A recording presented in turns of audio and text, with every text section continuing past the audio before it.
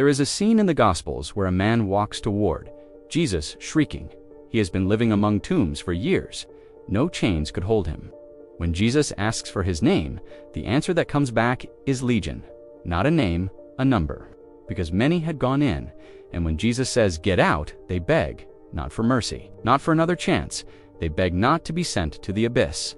That detail has always stopped me, because it means the demons know there is somewhere worse, somewhere they are desperate to avoid, which means the hierarchy goes deeper than Legion, deeper than the man in the tombs, deeper than almost any church will take you. Welcome to episode 5 of The War Before the World. This is the one the first 4 episodes were building toward. If you have not seen them, each one stands alone, but the full picture requires all of them, and they are all on the channel. Today, we are mapping the architecture, not the theology of evil in the abstract, the actual chain of command. For Greek words, Paul uses in Ephesians 6, 3 separate rebellions that created 3 different categories of beings, a prison system with multiple chambers, and a specific location on earth that Jesus himself identified as the headquarters. Before we get into it, if you are not subscribed yet, it would genuinely mean a lot. I put serious time into these. Like the video and subscribe to support more of these videos. Okay, back to the video. The first thing you have to understand is that the word demons is doing too much work.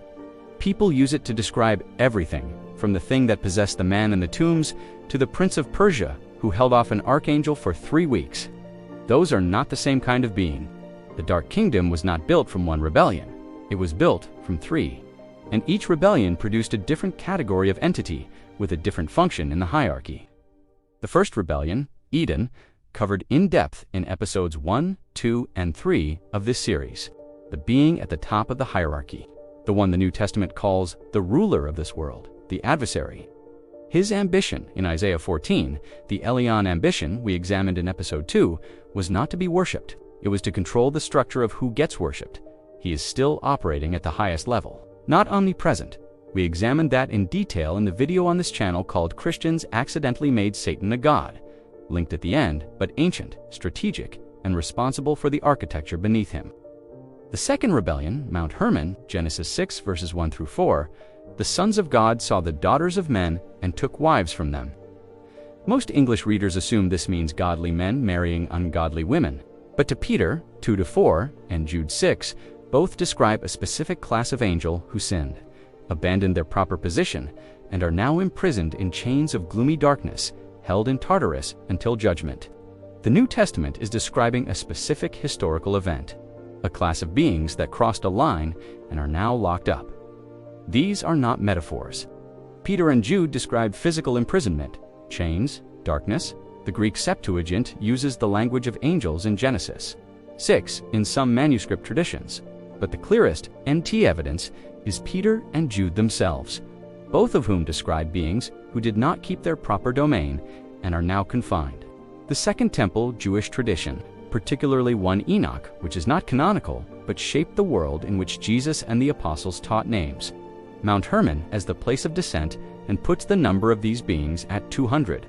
They crossed a line that the first rebellion had not crossed, not just spiritual corruption, but a physical violation of the boundary between realms.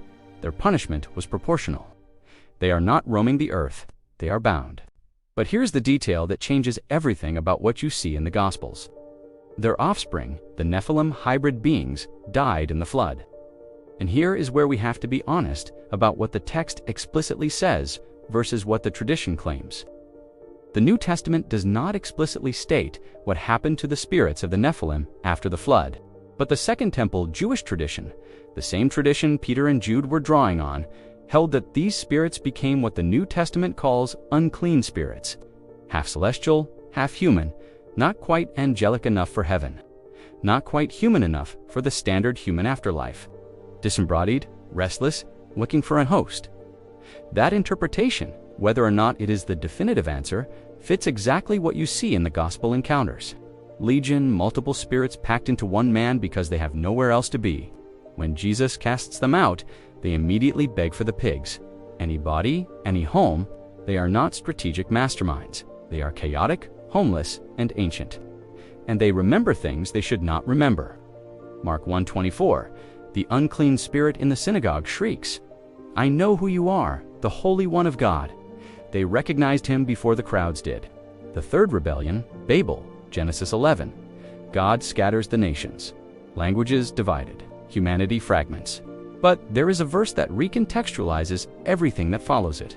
Deuteronomy 32, verses 8 and 9. The Hebrew Masoretic text says, God fixed the borders of the peoples according to the number of the sons of Israel.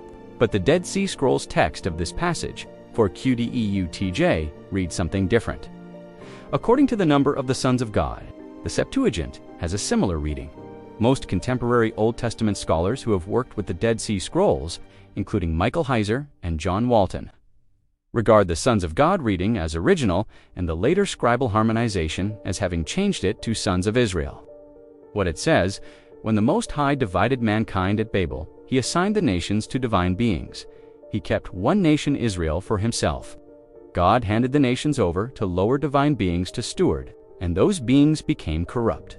They demanded worship instead of giving it. This is Psalm 82. God stands in the divine council and accuses these beings. You shall die like men and fall like any prince. They were supposed to govern justly. They chose to be worshipped. The prince of Persia, in Daniel 10, is one of these. And that is where we need to stop for a minute, because Daniel 10 is not a vague theological claim about spiritual warfare. It is one of the most specific and verifiable things the Bible says about how this hierarchy actually operates.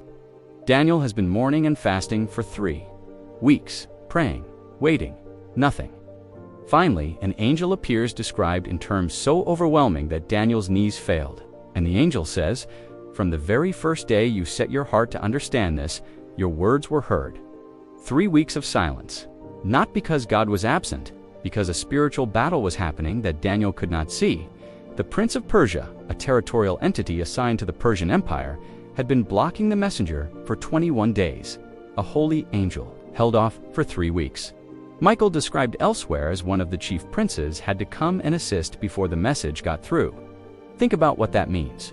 A regional territorial commander held off a high-ranking holy angel for 3 weeks. This is not a hypothetical. Daniel is describing something that happened during his lifetime, in real time, in a conflict connected to a prayer he prayed.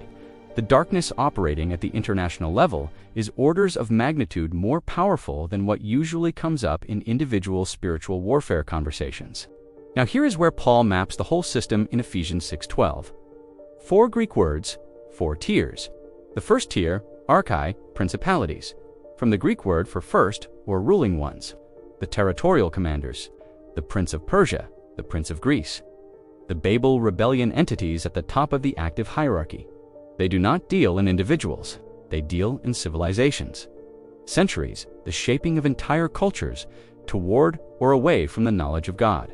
The second tier, exousia, authorities, the legal jurisdiction or delegated authority through which the higher tiers operate. The demonic locust army in Revelation 9 is given exousia authority to torment for 5 months, but they cannot kill. The parameters are set from above. This is the key thing about how the hierarchy functions. It is not a lawless mob. It is a system of delegated authority operating within limits set by a sovereignty higher than itself. Even the darkest power in this hierarchy is operating on a leash, a long one, with a lot of room to cause devastation. But a leash? The third tier, Cosmocratorus, world rulers of this present darkness. Cosmos combined with Crater, world plus dominator. These are not territorial in the geographic sense. They work through systems, through what a culture considers obvious. The slow drift of what an entire generation assumes is true.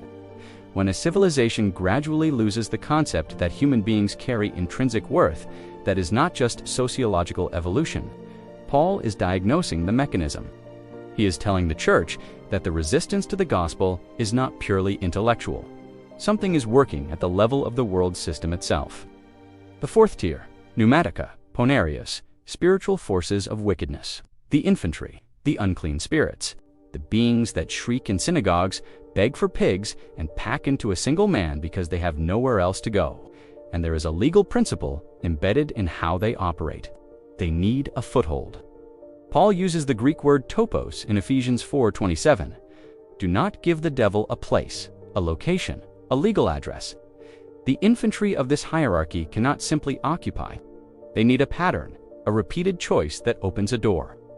Now the prison system, because the hierarchy is not fully deployed, two of its major divisions are locked up. The first chamber, Tartarus, the Watchers, the beings from the second rebellion, bound in chains of gloomy darkness. Peter and Jude both confirm it. They are not roaming.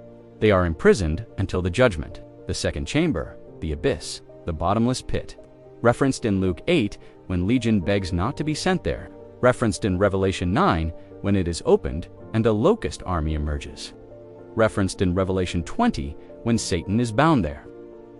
This is a holding cell for high-ranking entities whose time has not yet come. When Legion begs not to be sent there, they know what is in it. They would rather be in pigs. The third place, the dry places. Jesus describes it in Matthew 12. An unclean spirit wanders through waterless regions, seeking rest and finding none. This is the default condition for the Nephilim spirits, according to the Second Temple tradition, homeless, roaming, looking for embodiment. Now, the geographic climax, because Jesus does not just describe the hierarchy, he visits its headquarters. At the foot of Mount Hermon, the mountain where the Watchers descended according to 1 Enoch, the ancient city of Peneas, named for Pan, whose worship centered on a massive cave complex. Josephus, writing in the 1st century, describes the site, a cave with a pool he calls unfathomably deep. Ancient worshippers regarded it as a gateway to the underworld. This was not a random choice of location. This was a place loaded with meaning. Jesus takes his disciples there deliberately, and standing in front of that cave complex with everything it represented in the ancient world, he makes his declaration. On this rock I will build my church, and the gates of Hades will not prevail against it. A gate is a defensive structure. Gates do not march. Gates hold their position. Jesus is not promising his church will be protected from attack. He is declaring that his church is on the offensive. He is standing at what the ancient world considered the mouth of the underworld and announcing a campaign that runs toward it. This is where the series has been building. 3 rebellions, 4 tiers, a prison system with multiple chambers, and a declaration of war made at the headquarters of the Dark Kingdom. But it is not winning. Colossians 2:15. At the cross, Jesus disarmed the principalities and powers and made a public spectacle of them. The Greek word for spectacle is the term for a Roman triumphal procession, the parade of conquered enemies through the capital city after a military victory. What the world watched was an execution. What was actually happening was a triumph. The campaign Jesus announced at Caesarea Philippi concluded at Golgotha, and the question that follows is, what does that mean for the final confrontation? What happens at Armageddon, and what role does the hierarchy play in its own destruction? That is what Episode 6 examines. If this is the kind of investigation you want more of, send it to someone who needs it. Not to help the channel, because there is someone in your life sitting with these questions and not finding real answers. Just send it. Subscribe if you haven't already. The research document for this series, everything behind episodes 1 through 5, is on Patreon. Link is in the description.